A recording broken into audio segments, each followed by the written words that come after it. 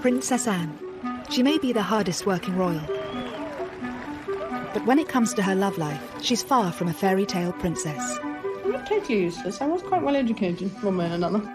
She said, "I will marry the man I choose, no matter who he is or what he does." From intense press speculation. There was an awful lot of interest in who she was seeing and what this might mean for the monarchy. To a love triangle with the future queen. She doesn't seem concerned about etiquette from the palace's point of view. And public scandal for a very private princess. Divorce? Very much. Never been mentioned. Mark was having an affair of his own. He fathered an illegitimate child. Tonight, royal experts and insiders reveal how Anne's 7 love affairs show us what she's really like. In many ways, Anne was a trailblazer. Why did she choose these men?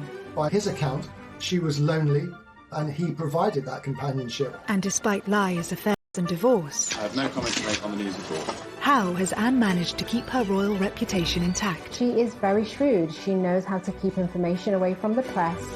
Scandal, controversy, and romance.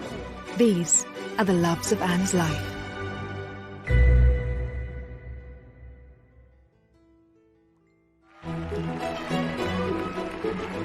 Sir Timothy Lawrence is the man we're used to seeing by Princess Anne's side. Out of all the royals, Princess Anne does seem probably one of the happiest, happily married, very settled, no drama, no impropriety. The marriage spans 28 years, and as this recently revealed cosy, candid photo shows, they're clearly still very happy together. I think a lot of people think that she's always been married to the same person. Anne may be in a stable relationship now, but it's been a long journey to get there. She had a rumoured 7 relationships, each different from the last. Princess Anne's past is, to say the least, colourful. I mean, we know that she had 7 boyfriends. She was the first royal child to divorce. She married a commoner. She just was rebellious. Some of the boyfriends were considered incredibly unsuitable. This story begins whilst she was still in her youth, and perhaps the world's most eligible princess. And when the press reported Anne's very first boyfriend, it seemed like a perfect royal match. Gerald Ward was a friend of the royal family, a great friend of Prince Charles. He was regarded as suitable, if you like, by the palace, educated at Eton. The family had land in Wiltshire. But at 12 years older than 18-year-old Anne, what was it about Gerald that really attracted her to him? He was drawn to a good rider, a good horseman. Her love for horses was almost all-consuming when she was young. Her father said once, if it doesn't fart and eat hay, she's not interested. They were spotted together shortly after Princess Anne finished her A-levels at boarding school. So this really puts her at, the age of 18, really quite young, feeling out these new relationships and kind of figuring out who she was. It's no surprise that her romance with Gerald fizzled out quickly. I think Anne felt she was being sort of pushed, slightly nudged towards this eminently suitable character. And I think she was very young. He was a good bit older. He was too tweedy. It was clear from early on that the young, strong-minded princess wasn't willing to let social expectations dictate her romantic life. Anne was always clear. She said, "I will marry the man I choose, no matter who he is or what he does." If you had not met a man whom you wanted to marry, do you think you would have married out of a sense of duty? No way. She'd led quite a sheltered life, and she needed to explore. She wanted to enjoy life. The romance was over quickly, but their connection didn't end there. Gerald marked the start of an unusual pattern Anne had with most of her ex-partners. Although their relationship did not last, she remained on very good terms with him, as did the rest of the family. Gerald actually ended up being one of Prince Harry's godparents. The fallout from Gerald showed Anne just how desperate the press were for stories about her love life. She was forced to come up with ways to keep her private life private. She resented the fact that the press would be interested in finding out who her boyfriends were. It also led to this sort of rather difficult relationship that she's had with the media over the years. She often came across as rather prickly, short-tempered. Anne noted this struggle in a Parkinson interview, in typical comedic fashion. Do you ever regret what you say to them? I mean, the report that went around the world was you told one photographer to naff off, I think it was. Do you wish to retract your choice of words, or...? No. Well, there was several of them, actually. Telling the press to leave her alone didn't always work. They soon got wind of another love affair. As quickly as Anne had shrugged off Gerald Ward, she picked up boyfriend number 2, who, unlike Gerald, was certainly not a conventional royal escort.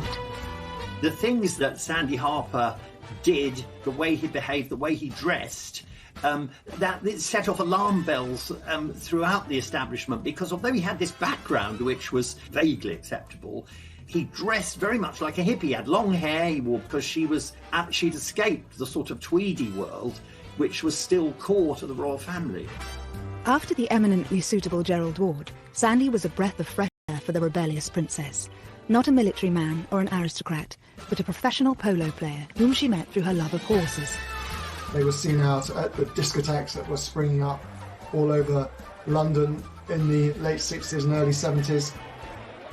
I think one of the most striking things about it is that after an evening out, it was often Princess Anne who drove them home afterwards. She liked men who were fun, and she liked to be amused and entertained, people who were prepared to take a bit of a risk in their private life. The relationship told the world that Anne wasn't prepared to play by the royal rules. She was not a conventional princess, which she wryly admitted herself in the famous Parkinson interview. I didn't really fit somehow the image that the media thought I ought to have. I think, princesses as you come in sort of fairy story, That's what they are, and somehow I didn't fit. Luckily for the stuffier types at the palace, neither Sandy nor Anne saw a future in their wild romance. He was a bit of a self-confessed ladies' man. He did do an interview where he said, I take a lot of girls out and the relationships don't work out. I think probably that was the most exciting time of her life, in a way, but she knew it couldn't last. So she knew it was almost like she was being allowed to play for a while before the serious business of being a grown-up royal had to begin. By age 20, speculation about Anne's love life was rife, and when rumoured boyfriend number 3 hit the headlines, it seemed Anne was open to becoming a grown-up royal. Richard Meade was another extremely accomplished horseman, and in fact one of our most decorated Olympians. His love of horses, that rivalled even hers, seems to have been a huge attraction for Anne. But unlike Sandy before him, Richard also had an understanding of her royal life. Meade was definitely part of that approved social set that it was okay for the royals to mix with, because, they knew his background, they knew his family. He was also quite discreet, which is obviously something that the royals really take quite seriously. And she really wouldn't have been interested in someone that fawned over her and her royal status. But I think for her, the main thing would have been someone that could deal with her no-nonsense attitude. Richard seemed to be the favourite for the princess's hand. I think there was a lot more talk about Richard Meade as a potential husband for Anne than there had been hitherto about anyone else. But Anne's own father had his doubts. Richard Meade, who indeed was a friend of mine, he was unfortunately 12 years older than the princess, age gap between the two, so he was discouraged. Anne was just 20, and Richard may have been just too grown up for the young princess. She seems to have listened to her father, and after less than 2 years, the pair parted ways. She was in no great hurry. Times had changed. She was not under pressure to marry. She didn't have to produce an heir to the throne. It gave her a degree of freedom that her brother never really had to enjoy. And she was determined to enjoy it. And if that meant dating 1, 2, 3, 4, 5 men before she married, then so be it. Richard Meade, he became quite a close friend. They could go on horse events together, and his children became very friendly with Prince William and Prince Harry. So she wasn't spiteful, she wasn't bitter. Next, Anne's most risky romance has been under wraps for years, involving a complicated love quadrangle. He would have been a complete no-no for the royal family.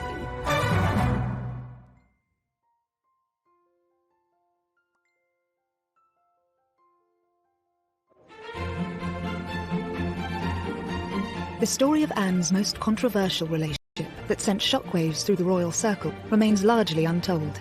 By age 20, Anne had met rumoured boyfriend number 4. Andrew Parker Bowles, I think, was a serious contender, a very distinguished army officer as well, and a very great favourite of the Queen. And his relationship with the royal family goes back so far, he was actually in the procession at the Queen's coronation. I think she was very intrigued by him. He was a very suave, sophisticated figure, much more experienced in the ways of the world than the men she'd hitherto been dating. But there was one slight problem. Anne wasn't the only woman Andrew was seducing. The name is familiar, of course, because he was dating a young woman called Camilla Shand, who became Camilla Parker Bowles and is now, of course, the wife of the Prince of Wales. But he was also seeing a lot of other women in his spare time. It was thought that when he cheated on Camilla with Princess Anne, that Camilla decided to get a bit of revenge, and that was when she actually started up her own relationship with Prince Charles. Thus began Anne's best-kept secret, a rumoured royal quadrangle involving the Queen's 2 eldest children. The relationship shows that for the determined, forthright Anne, there was to be no settling in her pursuit of happiness, even for the sake of appearances. There's very much a sense of, well, if a guy can do it, why can't I with Princess Anne? She saw in Andrew Parker Bowles someone who was slightly dangerous, if you like, but also great fun. And I think it showed there was an element of that life, and to see where that might lead her. This risky romance did not sit well with the palace, and perhaps, as with previous lovers, this was also part of the appeal. So I think even at this very early stage in Anne's life, we can really see her strong character coming through. She doesn't seem concerned about etiquette. From the palace's point of view, she's quite interested in men who are a bit different, who have got a little bit of a reputation. He would have been a complete no-no for the royal family. Apart from the promiscuity, the big issue with Andrew Parker Bowles was that he was a Catholic. This is one detail that Anne would have to consider. For the pair to marry, Anne would likely have to withdraw from the line of succession. Princess Anne was never going to try and break that particular rule, but that worked in her favour in a sense because she wanted to have fun without the pressure to turn that fun into a sort of formal relationship or even marriage. As scandalous as the relationship may have been, once again, the notoriously private princess miraculously kept it under wraps from the public. When she and Charles would go to breakfast, they would voraciously scan the paper for any of the little tidbits that the papers had published about them. They wanted to know what they'd figured out. You know, had that relationship been kept secret? I think this revelation really has come about because of the Netflix show, The Crown. And I think a lot of people were quite shocked. I think a lot of people had to check on Google if this was actually true. How do you know all this? Because I was briefly caught up in it myself. Wait a minute. When? Then, in the past, it doesn't matter. It was all very straightforward. He got what he wanted, which was to make Camilla jealous. I got what I wanted, which was a bit of fun. Fun? Yes, sorry, Mummy, it was. The private conversations can still only be imagined, but the story of this extraordinary relationship was a revelation to most. She really was besotted with Andrew Parker Bowles. I think after a couple of years of Anne really chasing him, she realised that, you know, he was only really going to make her unhappy.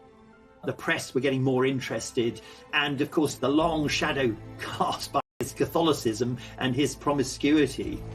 It's understood when Andrew was posted to Germany, it firmly put an end to things. But despite their complicated past, Anne has kept this ex especially close. Andrew is a godfather to Zara. He's remained a firm friend of Princess Anne's for the best part of 50 years. So no, I don't think there was any ill will on Anne's part towards his marriage for Camilla. After the dangerous liaison with Andrew, Anne once again sought out a quieter, less colourful partner, and again she chose one. He was a member of the Queen's Dragoons. Of course, you know, another dashing cavalryman. It's easy to see what Anne saw in him. Another gold medal winning equestrian, a military man whose father worked for the royals, and no controversial reputation. Maybe she was looking for somebody who just made her feel safe and secure, reassured, a calm relationship where she knew that the gentleman was really into her her, because actually Andrew, having been quite the ladies' man, maybe didn't give her that stability. After the other difficult relationship she'd had, he must have seemed a godsend. They quickly hit it off, and then they were both at the 1972 Olympics. That's where the relationship really blossomed. Mark was different to Anne's previous boyfriends. He was a quiet character. Because we know she was very much like her father, who is quite a controlling character, Mark must have seemed a big improvement on people like Gerald Ward. The relationship would have been the man in the driving seat. With Mark, it was different. He was quite shy. Royal biographer Brian Hoey has first-hand experience having met and interviewed Mark and Anne.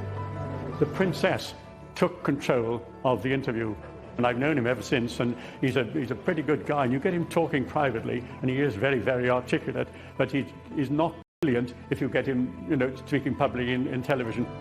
When you were a teenager, did you have any idea of the sort of girl that you would like to marry? No, no, I didn't. I wasn't very clever with girls, I don't think, when I was a teenager. I definitely was a bit not very good. Not very successful, should we say. After the princess's previous boyfriends, who enjoyed the limelight and matched her strength, Mark seemed happy for Anne to take the lead. His background was very different to her. He was a commoner, he was the son of a sausage maker. He didn't really have the airs and graces of somebody who had grown up around royal circles, that confidence. Anne appeared to welcome this break from her usual aristocratic type. The new romance was quickly blossoming and, of course, instantly captured the attention of the world's media. Princess Anne was terrified. I don't think that's putting it too strongly, that her relationship with Mark Phillips would be discovered, would be exposed, would be written about in detail. And I think the reason for that was that she knew that he was the one. To avoid being discovered, she even admitted to hiding in Mark's horse box with her typically dry humour. It was an enjoyable experience being in a horse box, no? Well, I've been a much better driver of horses than ever since. You have? That's a consideration. She was always quite happy to lie. Strain keeping it secret and indeed keeping it away from people like ourselves. But I think it has, yes, it became rather a strain in the end. But the press finally got their story. The long months of rumour, speculation and denial were over. The Easter engagement was now public knowledge. Mark Phillips was the man who had finally tied down the Queen's only daughter. The royal family were thrilled at the engagement, so much so that the Queen Mother said that they were the perfect couple. 6 months later, on the 14th of November 1973, Anne became the first of Queen Elizabeth's 4 children to wed. The moment we've all been waiting for, and how lovely she looks. It was a spectacular at Westminster Abbey. These pre-internet days, still something like 500 million people plus watched the wedding. So inevitably it started off with enormous enthusiasm. They faced this great aisle in the congregation. All eyes were upon this couple. Both Anne and Mark were hugely private, but they instantly became one of the world's most famous couples. He was beginning a public life which he hadn't really countenanced for himself. But he sort of reconciled himself to the fact that he was marrying a woman he loved and he would just have to make the best of it. Such was their desire for privacy and normality. When Mark was offered an earldom from the Queen, he turned it down, as the newlyweds wanted their children to be freed from royal constraints. Early married life appeared idyllic from the outside.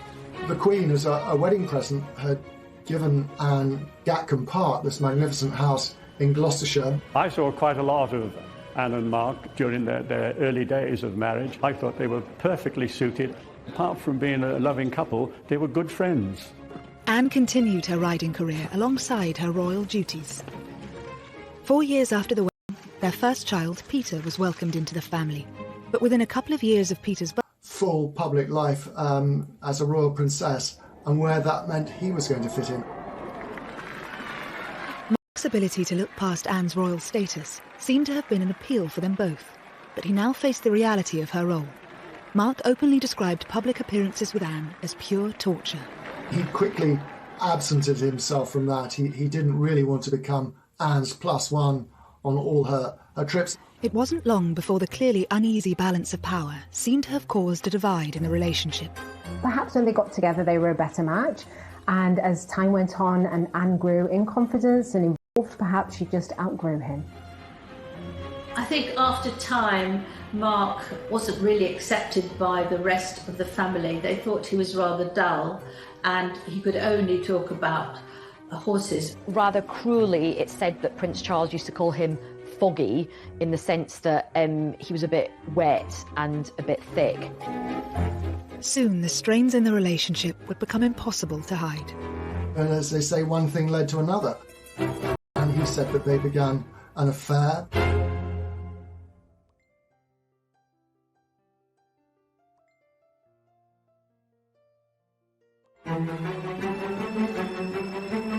If the first few years of Princess Anne and Mark Philip's marriage had shown cracks, 6 years in, a chasm was appearing. As Mark diverged from his main equestrian career into creating his own business, making horses and jumps, and Anne, of course, was committed to her royal schedule and diary, it seemed very much that they spent a lot of time apart.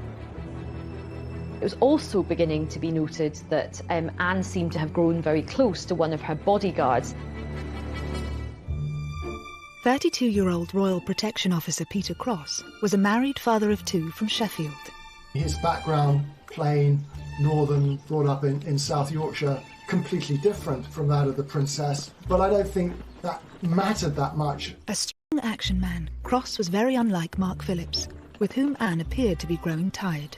He was amenable, he wasn't a dominating kind of character. And what she was really looking for, she found in Peter Cross, who would have seemed exotic to her with his background. By his account, she was lonely. Phillips was, they say, one thing led to another. And he said that they began an affair. They would chat a lot on the back stairs of Gatcombe House.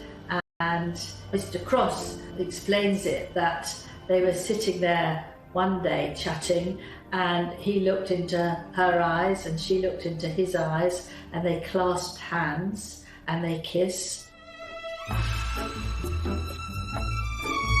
Photographs of Peter Cross and Anne from his time as her protection officer hint at their close relationship. Cross and Princess Anne do seem incredibly comfortable in each other's company, overly familiar for the role they were in. You do get the impression that Anne was enjoying that attention, but also Cross was really quite distracted. He doesn't look like somebody who's there to protect her from a potential threat. He looks lost in the moment. He began to dress rather like the sort of tweedy, horsey people that Anne surrounded herself with. He wore tweed caps, moleskin trousers. He began to look the part, and so the rumour mill began to work. When it was suspected that they were having an affair, Peter Cross got removed from his position and sent away. And there's an interesting scene in The Crown where Anne and her mother have a conversation about it. You can't. Here's the one thing that makes me happy. You have so much to make you happy. Then how come none of it does? Of course, this drama surrounding the romance is imagined, but experts think it still had a big effect on Anne. He was obviously quite important to her at a time when her emotions were quite high. But allegedly, Anne wasn't about to give up on Cross that easily. Summoning him to Gatcombe Park after his dismissal, a day in the country became code for them meeting up.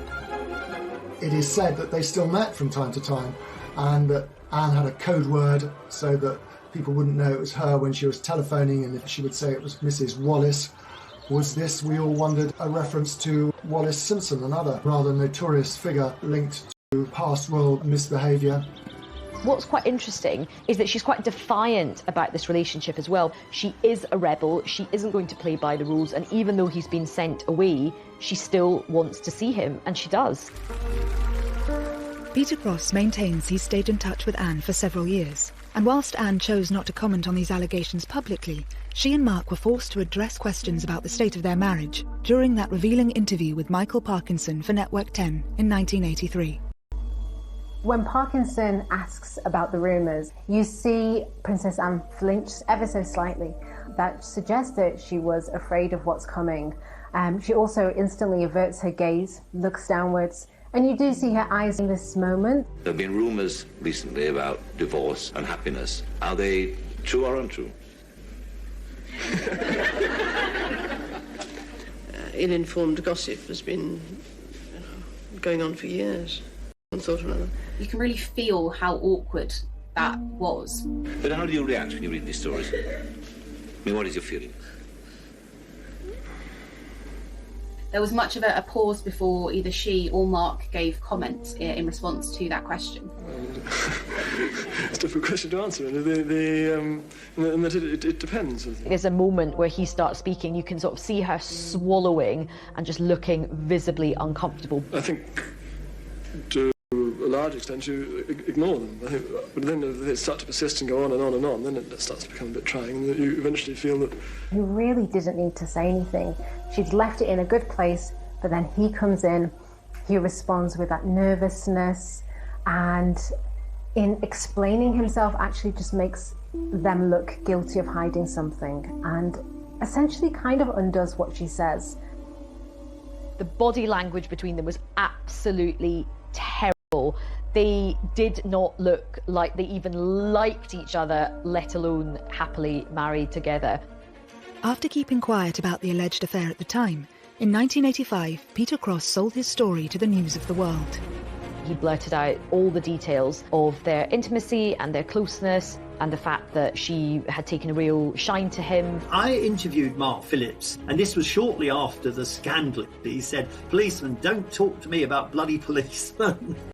She didn't like the idea that this relationship between his wife and a lowly policeman had been splashed all over the newspapers.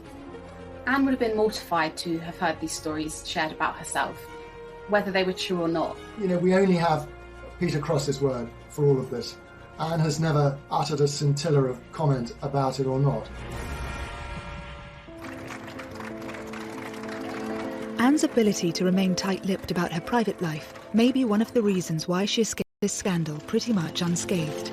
I think Anne didn't get a huge negative response from the public was because she didn't say anything. She didn't confirm it. She didn't deny it. She just got on with her daily life.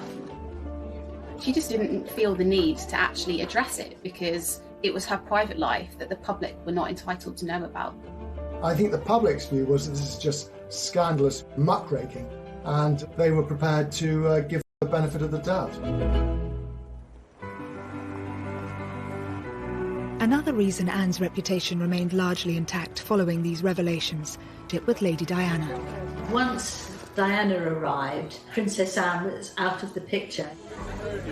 Here is this young, glamorous, shy, extraordinary young woman who we imagine was going to marry the heir to the throne after a very long time.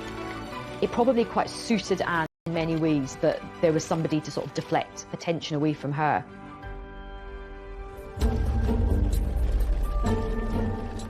Rumours may have circulated about Anne during her marriage, but husband Mark Phillips was far from the innocent party. Mark was linked to a number of women throughout the course of his marriage. All of these affairs were denied, but nonetheless he was followed round by these rumours for a large part of his marriage. Mark Phillips was leading a fairly, how should I put it, rackety life. He was going off around the world. He had all sorts of opportunities to misbehave. But one liaison which took place in New Zealand in 1984 was to become especially significant. Mark Phillips had an affair with an art teacher called Heather Tonkin in Auckland, and he met her at a riding clinic and took a shine to her, and they had a one-night stand. It is said that Mark Phillips left his boots outside his door to signal to Heather Tonkin which room he was staying in. This fling had serious consequences. Heather had fallen pregnant with Mark Phillips' secret love child. He tried to persuade her to have an abortion, which she wouldn't have, and then he denied that he was the daughter's father. It really was a huge potential scandal that the princess's husband had got this child on the other side of the world. But it would be another 7 years before this news broke. The Daily Express revealed home footage of Heather with their daughter appearing a world away from her royal relatives. First, a 1989 theft exposing another secret would push the marriage even closer to breaking point. Anne was having an affair while still married. He had echoes of the sort of practical action man that she'd found in Peter Cross, and I think that was very appealing.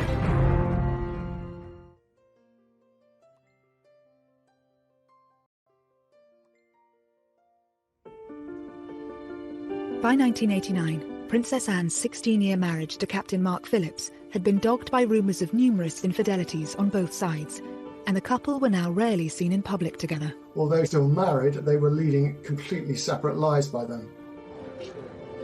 Now a theft at Windsor Castle was about to spell the end of the marriage once and for all. But it would also allow Anne to finally settle with a man who'd make her truly happy. In 1989, a set of letters were actually handed to the Sun newspaper. Actually, wouldn't publish their contents. Instead, they passed the letters on to Scotland Yard, and an investigation was launched to figure out exactly how these letters had been taken. The Sun might not have published the letters, but they still got their story. Although the Sun newspaper hadn't published the content of the letters, it was known that they were affectionate. They used terms like darling, so it would have set tongues wagging that there was potentially something going on. With the rumour mill swirling, in a surprise move a week later, it was the palace who named the author of these letters. This is the man now known to have written the stolen letters to the Princess Royal, Commander Timothy Lawrence, equerry to the Queen. They issued a statement, but they denied that there was any inappropriate relationship. They were trying to suggest it was entirely innocent, but the Queen's daughter and the Queen's equerry, as a rule, don't tend to exchange letters.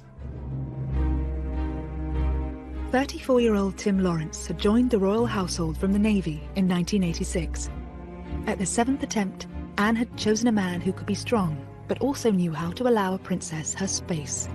His job as equerry was to accompany the Queen on her official engagements, and on unofficial engagements to sort of make himself useful in the background. I mean, one of his great skills apparently is mixing a very good martini. And what's interesting is that he got this role coming from, quite a humble background. Here's a man who was born in Camberwell, didn't go to one of the great public schools, wasn't linked to the royal family at all, and certainly wasn't part of the horsey world. Tim really couldn't care less about horses, which of course was something that we've seen in many of Princess Anne's relationships, that they were all equestrians.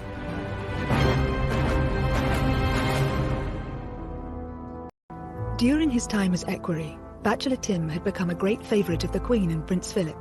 And obviously, though no one knew it, the Princess Royal herself. But why had Anne fallen for a royal attendant 5 years her junior? Equerries are chosen as much for their charm and their ability to get on with the royals as they are for any other military disciplines they might have. So in many ways, it kind of came as no surprise that Anne should be attracted to a man like Tim Lawrence.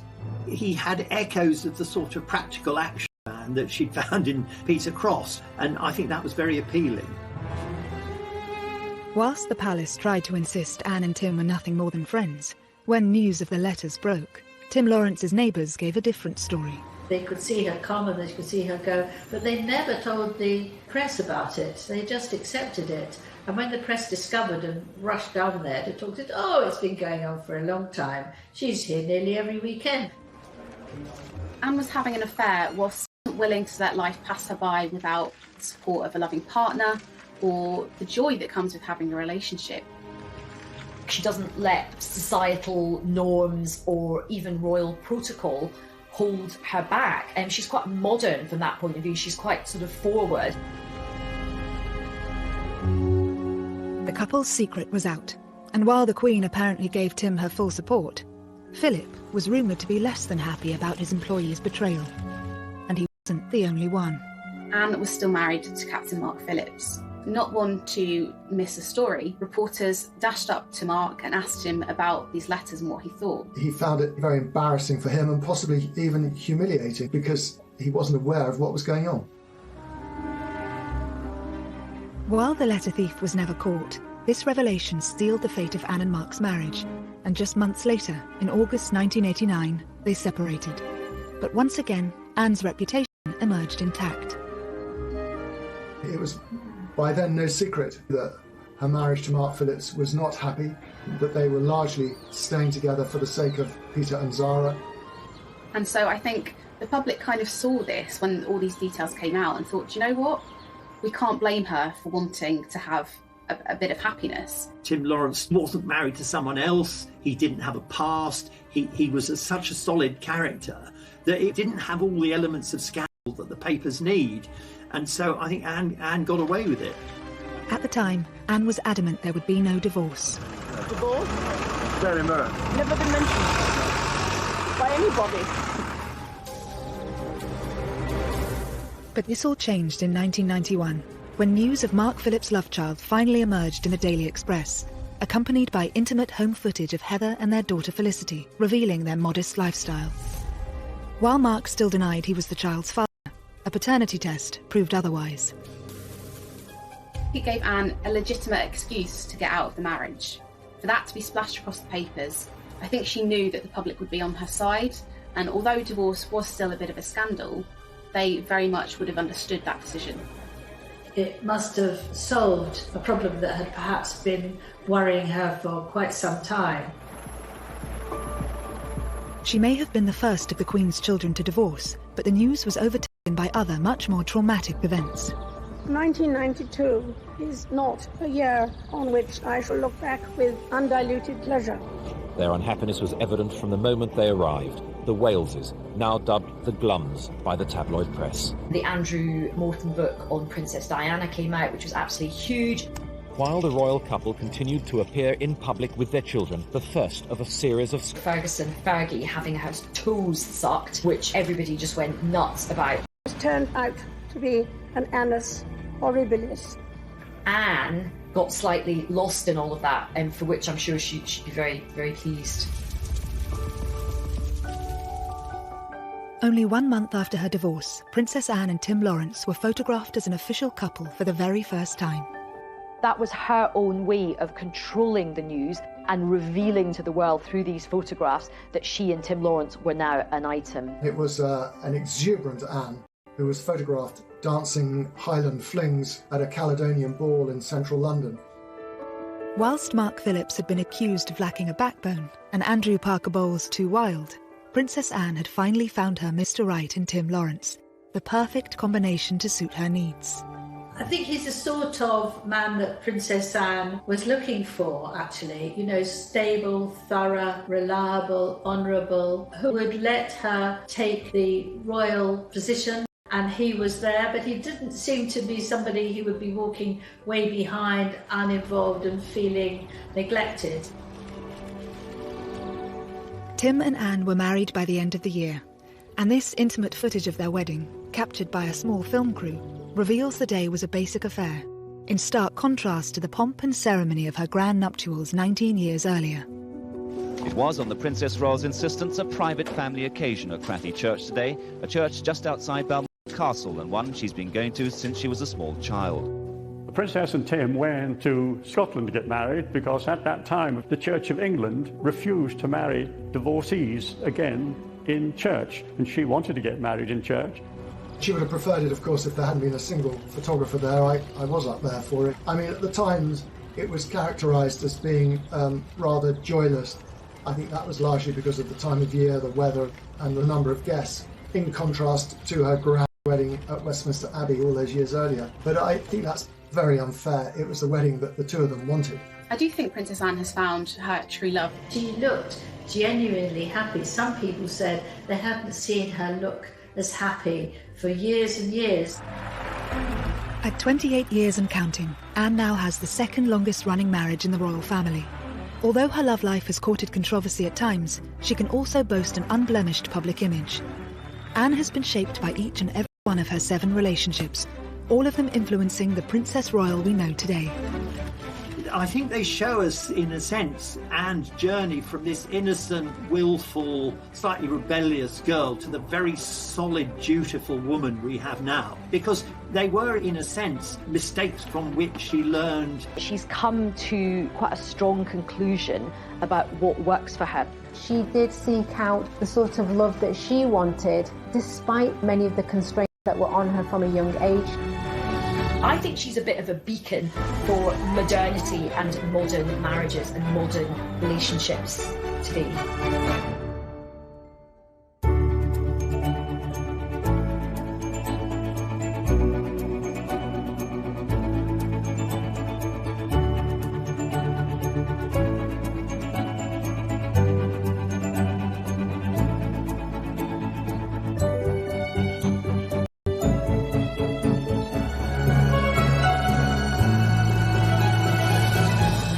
Out of all the royals, Princess Anne does seem probably one of the happiest, happily married, very settled, no drama, no impropriety.